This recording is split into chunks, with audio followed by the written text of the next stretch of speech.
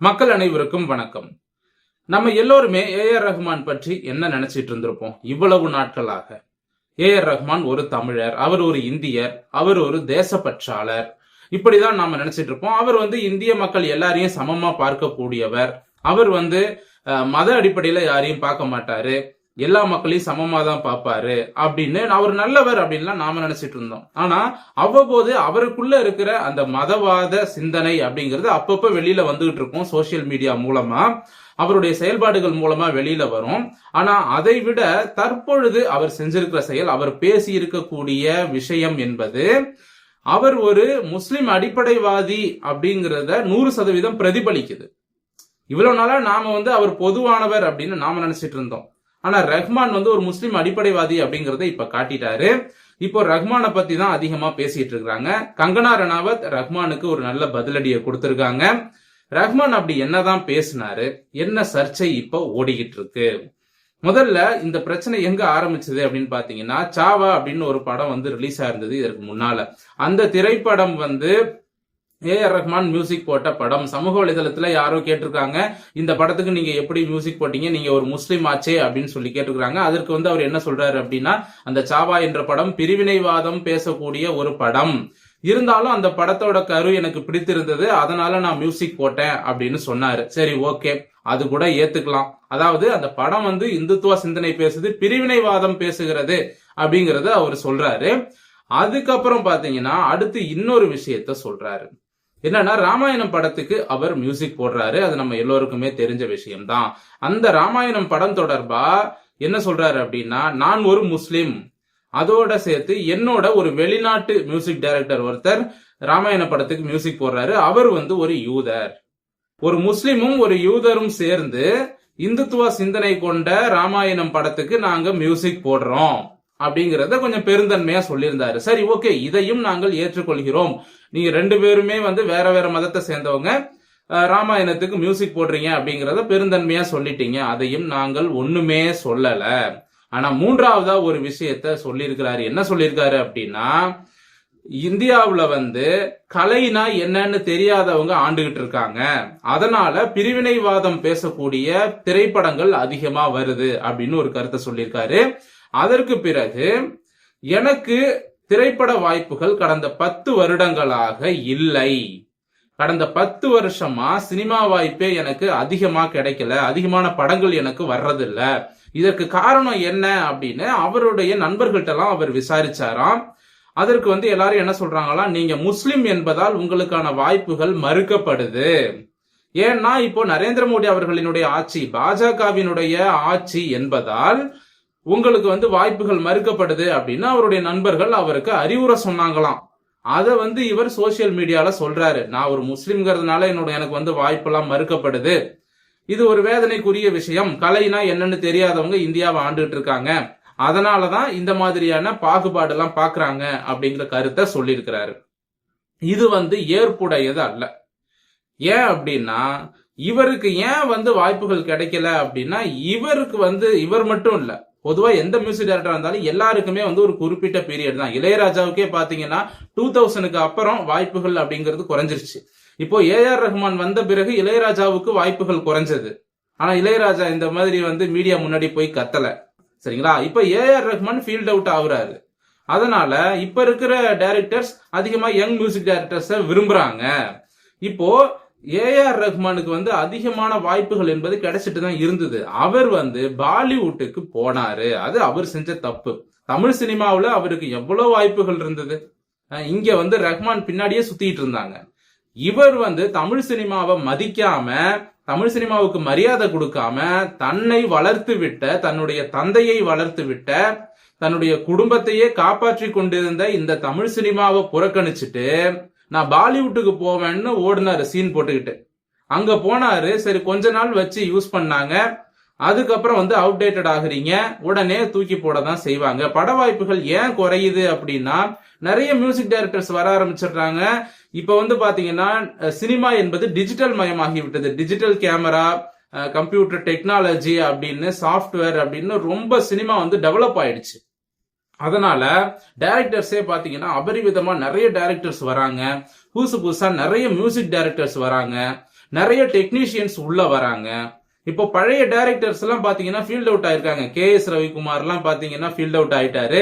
இப்ப அவர் என்ன புலம்பிட்டு இருக்காரா? அவருக்கு தெரியும் இப்ப இருக்கக்கூடிய ப்ரொடியூசர்ஸ் யங் டைரக்டரா பார்த்து போயிட்டு இருக்காங்க. யாரு சக்சஸ்ஃபுல்லா பண்றாங்களோ அவங்கள நோக்கி போயிட்டு இருக்காங்க. புது புது ஆட்களை நோக்கி ப்ரொடியூசர்ஸ் போயிட்டு இருக்காங்க. ஏன்னா ஒரு பெரிய மியூசிக் டைரக்டரை புடிச்சு அவருக்கு வந்து கோடிக்கணக்குல சம்பளம் கொடுக்கறத விட புதுசா ஒரு படம் 2 படம் பண்ண மியூசிக் டைரக்டர் சின்ன சின்ன பசங்க இருப்பாங்க, அவங்கள கூப்பிட்டு மியூசிக் போட வச்சோம் அப்படின்னா நல்லாவும் போடுறாங்க, அவங்களுக்கு சம்பளமும் கம்மியா கொடுக்கலாம். சோ இதேதான் டைரக்டர்ஸோட விஷயத்திலையும் தயாரிப்பாளர்கள் யோசிக்கிறாங்க.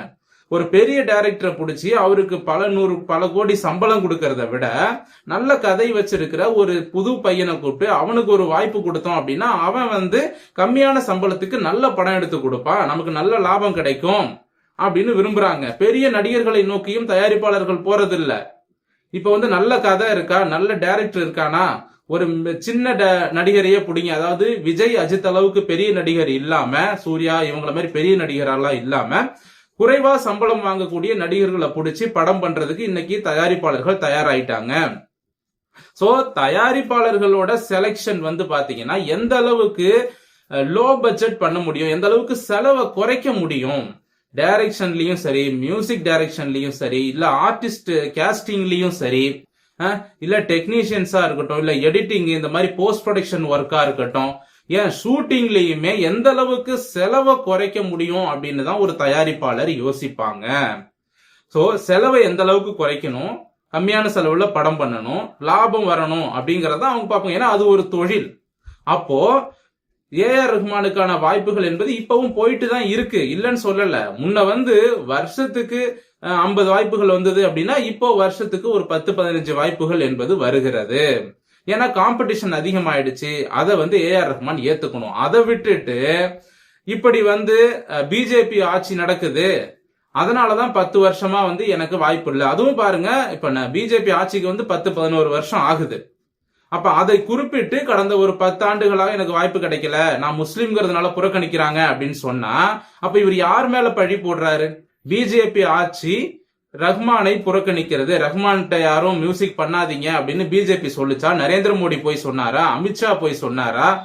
இல்ல வந்து யோகி ஆதித்யநாத் போயிட்டு வீடு வீடா நோட்டீஸ் அடிச்சு கொடுத்தாரா எல்லா ப்ரொடியூசர் வீட்லயும் ரஹ்மானை புக் பண்ணாதீங்கன்னு? அப்படிலாம் கிடையாது. சோ இதற்கு ஒரு தரமான பதிலடியை இப்ப நாமளும் வந்து கொடுத்திருக்கோம். ரஹ்மான் அவர்களே இப்படிதான் சிச்சுவேஷன் நடந்திருக்குன்னு. அதே போல கங்கனா ரணாவத் அவர்களும் ஒரு பதிலடியை கொடுத்திருக்காங்க. என்ன அப்படின்னா, கங்கனா ரணாவத் சொல்றாங்க, நான் வந்து ஹிந்துத்துவா பேசுறேன், சோ இந்துத்துவாவுக்கு சப்போர்ட்டா இருக்கிறதுனால எனக்கும் வாய்ப்புகள் மறுக்கப்படுது. சினிமா துறையில இந்துக்களுக்கு ஆதரவாக பேசக்கூடிய நபர்களை புறக்கணிக்கிறார்கள், அதுக்காக நான் இப்படி மீடியா முன்னாடி கத்திக்கிட்டு இருக்கேனா? அது மட்டும் இல்லாம நீங்க ஒரு மத அடிப்படைவாதி அப்படிங்கறத நான் புரிஞ்சுக்கிட்டேன்.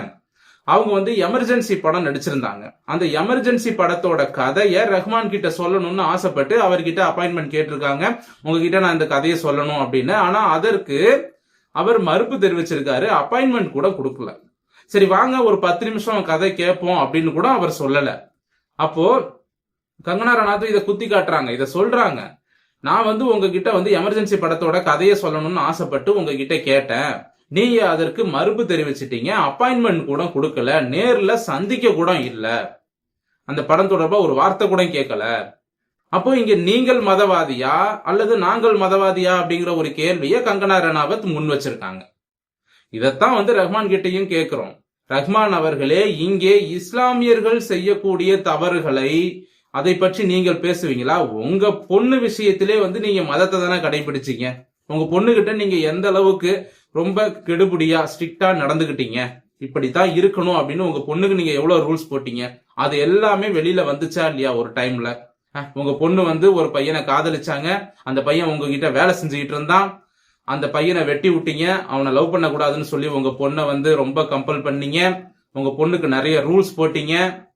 திமுகவுக்கு ஒரு பக்கம் திமுகவுக்கு ஆதரவா பேசுறீங்க. அது என்னன்னு தெரியல, இந்த திமுக, திராவிடம், சமூக நீதி, பகுத்தறிவு இதெல்லாம் பேசக்கூடிய அத்தனை பேருமே அவங்க வீட்டுல இருக்கவங்க கிட்ட வந்து அதையெல்லாம் பேசுறது கிடையாது. அவங்க வீட்டுல இருக்கிறவங்க கிட்ட வந்து பாத்தீங்கன்னா மதவாதிகளாகவும் இனவாதிகளாகவும் ஒரு அடிப்படைவாதிகளாகவும் நடந்துக்கிறாங்க. ஆனா பொதுமக்களுக்கு மட்டும் அறிவுரை. இதுதான் வந்து இந்த திமுக ஜால்ரா கூட்டத்துக்கே வந்து இது மாதிரிதான் இந்த திமுக ஜாலர கூட்டம் இருக்கும். சரிங்களா? இப்போ என்ன சொல்றோம் அப்படின்னா, ஒரு காட்டேரி மாதிரி அசிங்கமா ஒரு பேய் மாதிரி ஒரு படத்தை போட்டுட்டு இதுதான் தமிழ் தாய் அப்படின்னு ஏஆர் ரஹ்மான் சொல்லும் போதே நாங்க புரிஞ்சுக்கிட்டோம், இந்துக்கள் நாங்க புரிஞ்சுக்கிட்டோம், தமிழர்கள் நாங்கள் புரிந்து கொண்டோம் ஏஆர் ரஹ்மான் யாரு, எவ்வளவு கேவலமாக தமிழ் தாயை சித்தரித்து போட்டிருந்தாரு. அப்போ ஏஆர் ரஹ்மான தமிழர்னு நாம ஏத்துக்கணுமா? அவர் ஒரு இஸ்லாமிய அடிப்படைவாதி. இத முதல்ல தமிழர்கள் உணரணும். முதல்ல நீங்க தமிழன் எல்லாரையும் தலையில தூக்கி வச்சுட்டு ஆடாதீங்க. மதம் மாறியவர்கள் ஒருபோதும் தங்களை தமிழர்களாக நினைப்பதில்லை. தமிழன்னு பொய் சொல்லி உங்களை ஏமாத்துறாங்க. கிறிஸ்தவர்கள் என்ன பண்றாங்க? நம்முடைய கடவுள்களை அசிங்கப்படுத்துறாங்க. மதம் மாறிய முஸ்லிம்கள் என்ன பண்றாங்க? நம்முடைய கடவுள்களை ஏற்க மறுக்கிறாங்க. அவங்களுடைய மதம் தான் பெருசுன்னு பேசுறாங்க. அப்ப கிறிஸ்தவர்களும் முஸ்லிம்களும் மத அடிப்படைவாதிகளாக இருக்காங்க, அவங்களுடைய மதம் தான் முக்கியம் அப்படி பேசுறாங்க. ஆனா இங்க இந்துக்கள் மட்டும் தங்களுடைய மதத்திற்கு ஆதரவா பேசக்கூடாது, தங்களுடைய மதத்தை பற்றியே பேசக்கூடாது. இந்துக்கள் மத அடிப்படைவாதிகளா இருக்கக்கூடாது, இந்துக்கள் மட்டும் அப்படியே மத சார்பின்மையா இருக்கணும், செக்யூலரிசமா இருக்கணும் அப்படின்னு மத்தவங்க நினைக்கிறாங்க. இததான் ஏஆர் ரஹ்மான்ட்ட மட்டும் கேட்கிறோம். நீங்கள் மத அடிப்படைவாதியாக இருக்கலாம், இந்துக்கள் அப்படி இருந்தா உங்களுக்கு கசக்குதா? அப்போ இங்க பிரிவினைவாதம் பேசுறாங்க, அதாவது பிரிவினைவாத திரைப்படங்களுக்கு பிஜேபி கவர்மெண்ட் ஆதரவு கொடுக்குதுன்னு நீங்க பேசுறீங்களே, அப்ப நீங்க பேசுறது பிரிவினைவாதம் இல்லையா? நீங்கள் எல்லோரையும் பிரிவினைவாதமா பார்க்கலையா? உங்களுடைய தாயார் கவிஞர் ஒருவர், நம்ம தமிழ்நாட்டில இருந்து போன கவிஞர் பாட்டு எழுத ரஹ்மான் வீட்டுக்கு போறாரு, நெத்தில விபூதியோட வராதீங்கன்னு உங்க அம்மா அந்த கவிஞரை திட்டி அனுப்புறாங்க. அப்போ உங்க அம்மா ஒரு மதவாதி இல்லையா? அப்ப உங்க குடும்பம் எப்படிப்பட்ட குடும்பம்? அந்த கவிஞரே பேட்டியில சொல்லியிருக்கிறாரு, இந்த மாதிரி ரஹ்மான் வீட்டுக்கு போனா அவங்க அம்மா நெத்தியில விபூதி இருந்தது, அதுக்காக திட்டினாங்க, இந்த மாதிரி விபூதி போட்டுக்கிட்டு இந்து மத அடையாளத்தோட வரக்கூடாதுன்னு திட்டினாங்க, அதுக்கப்புறம் நான் அவங்க வீட்டுக்கு போகவே இல்லை அப்படின்லாம் பேசியிருந்தாரு. ரஹ்மானோட தாயார் அவங்க ஒரு இந்து தான். சரிங்களா? ரஹ்மான் இவங்க வன்னியர் சமூகம், உளுந்தூர்பேட்டை பக்கம் தான் இவங்களுடைய பூர்வீகம். ரஹ்மானோட அப்பா ஒரு மியூசிஷியன், அதாவது மியூசிக் டெக்னீஷியன் வச்சுக்கோங்க. அவர் இறந்துடுறாரு. அதனால அம்மாவும் பிள்ளையும் தனியா தவிக்கிறாங்க. அம்மா குழந்தைங்களை வச்சுட்டு தவிக்கிறாங்க. அந்த நேரத்துல இஸ்லாமியர்கள், நமக்கு தான் தெரியுமே, இந்த இஸ்லாமியர்களும் கிறிஸ்தவர்களும் அவங்களுடைய சமூக மக்கள் எவ்வளவு கஷ்டத்துல இருந்தாலும் எவ்வளவு துன்பத்துல இருந்தாலும் அவங்களுக்கு உதவியே செய்ய மாட்டாங்க. ஆனா இந்து மதத்துல யாராவது கஷ்டப்படுற மாதிரி தெரிஞ்சா உடனே போய் காசு கொடுத்து நான் உதவி பண்றேன், அது பண்றேன்னு சொல்லி மதம் மாத்திடுவாங்க. இப்படிப்பட்ட வேலை தான் இந்தியாவுல நடந்துகிட்டு இருக்கு.